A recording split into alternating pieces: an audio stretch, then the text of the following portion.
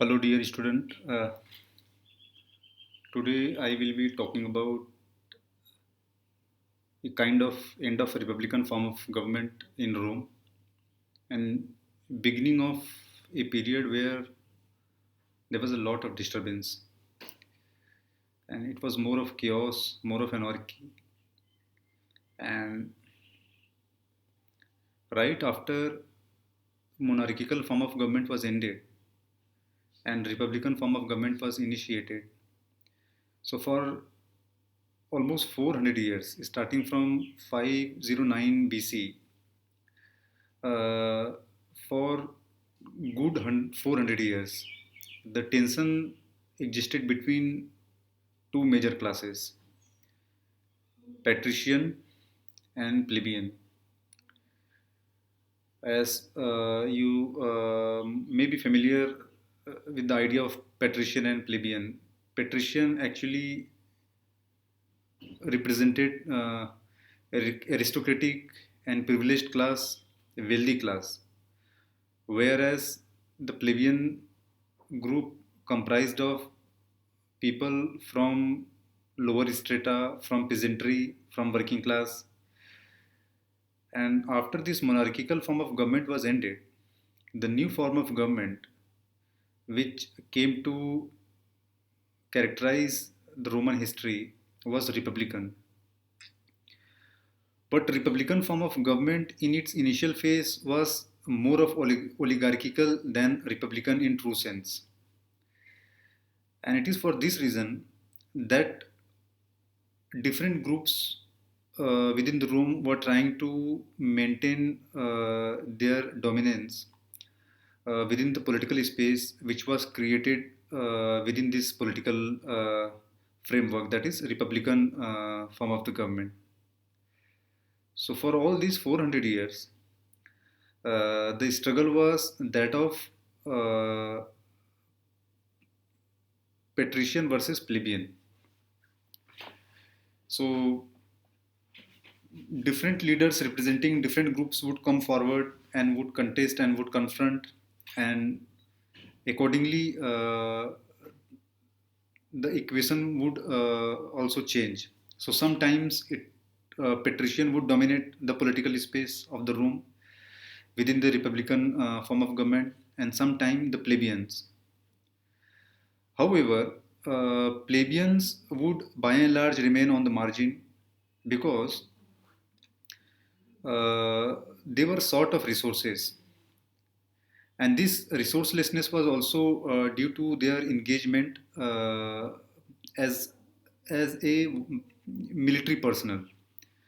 So when I say plebeian class, basically it represented a large section from the agrarian class who were warrior at the same time.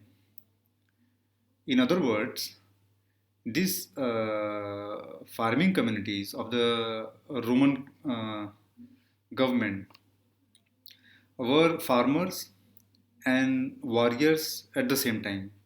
It was just a matter of circumstances.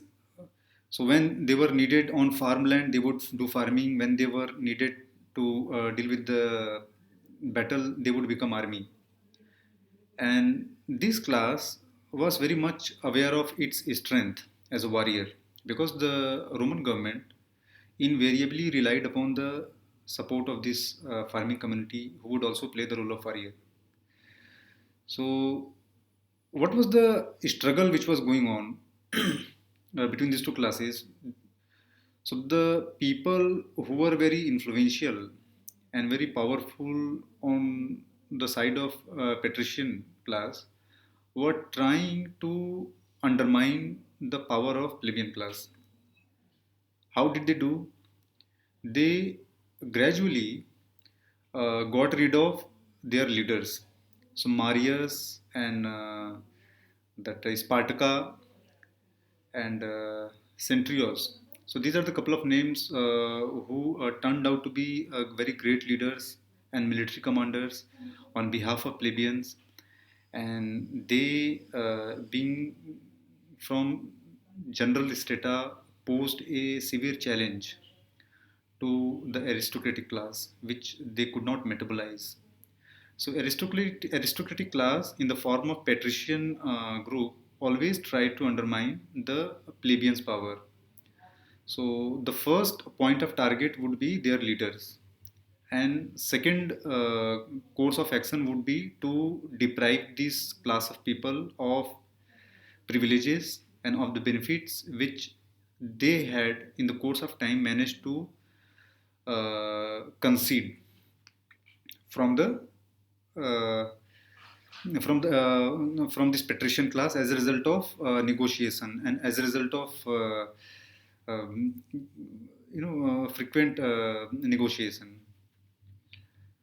After this threat was removed, that is, plebeian dominance was undermined, Rome was witness to a new era altogether.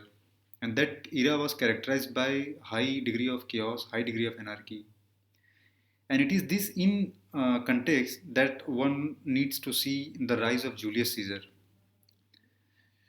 Because when this, how did Rome manage to overcome this plebeian threat? They actually relied upon the military commanders.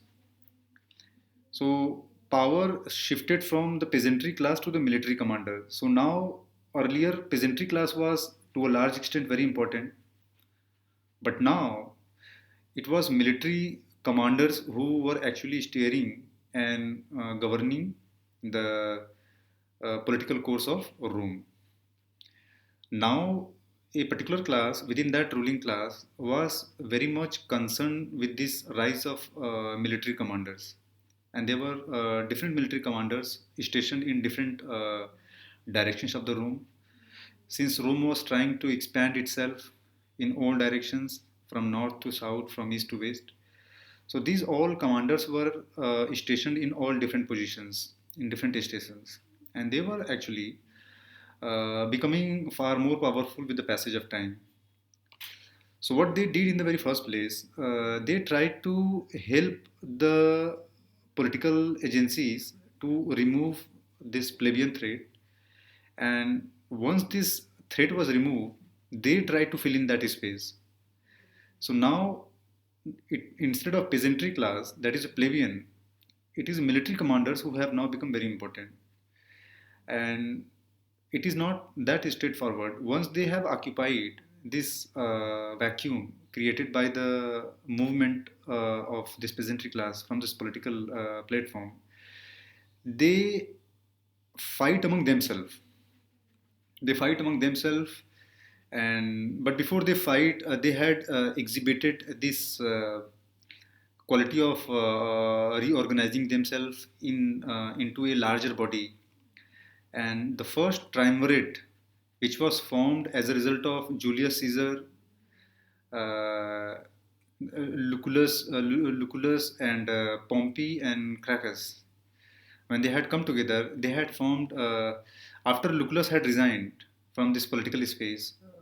So three people were left, three military commanders. One was a one was a Crassus, Julius Caesar, and then other was a Pompey. So these three military commanders, they formed a triumvirate, which ensured that no plebeian threat resurfaces. Simultaneously, there was a competition within themselves. So Julius Caesar was threat to Pompey, and Pompey was threat to Julius Caesar. And Crassus was also a threat to all of them, and the others were threat to the Crassus. So they were all waiting for the opportunity whereby one can be removed from the political space, and that would be seized upon by the left person. And this phase is actually about inter-military commander struggle, inter-military commanders fight. So the end of republic is not actually moving straight to the new phase. Actually, it is characterized by a chaotic phase where these military commanders are trying to create space for themselves.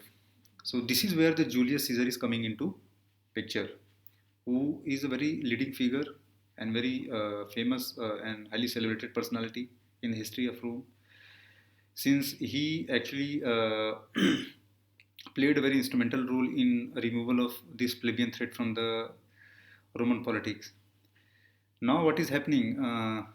All these leaders are trying to display their commandership and their strength, and they are trying to demonstrate this strength by virtue of frequent victories. Wherever they are moving on to, they are trying to suppress and crush and take over those new territories and expand the Rome. So, in this regard, it is worth mentioning that Pompey was in charge of eastern portion of Rome. That is to say, he was trying to expand Rome in eastward direction, whereas Julius Caesar was trying to expand Rome in westward direction, especially northwest direction, where he managed to conquer peninsular Iberian Peninsula, and then he conquered the Gael. He then went on to conquer Britain as well. So he's the first person from Rome to have crossed English Channel and reached Britain and conquered Britain and came back. Whereas Pompey was trying to deal with all the challenges which were part of the eastern part of the Rome. And among these eastern challenges, dealing with Mithridates six was the most formidable challenge. And he managed to suppress all the challenges, including Mithridates, in the course of his engagement with the eastern project of the Rome. So, frankly speaking, Julius Caesar and Pompey, they were commander of equal strength. It was difficult to say that one was more powerful than other. But the entire game was all about proving oneself better than other. So that is it for now. You will have to understand now the contestation which begins between Julius Caesar and Pompey. And while we discuss this contestation between Julius Caesar and Pompey, we would also try to bring in some other figures who were very instrumental in this politics. And they were nowhere less important than Julius Caesar or Pompey, especially when it came to commandership. They possessed equally great skill, and they had also experience of battle and victories and the laws. So they were very experienced and capable commanders. And not only this, they had also managed to reach the pinnacle of the politics, where they could actually manage to hold the position of consul, and they also became, praetor, and so they held various, political designations and positions which were of great importance in the political history of Rome. And it is for these reasons that we will bring them into discussion, because while this Rome was making transition from a republican form of government to this new form of government, uh, they were actually the forces who were actually leading the Rome into a new era of politics altogether. So try to understand this contestation basically between Julius Caesar and Pompey. And when we discuss Julius Caesar and Pompey, we would also talk about very famous and very leading name, that is a Cicero.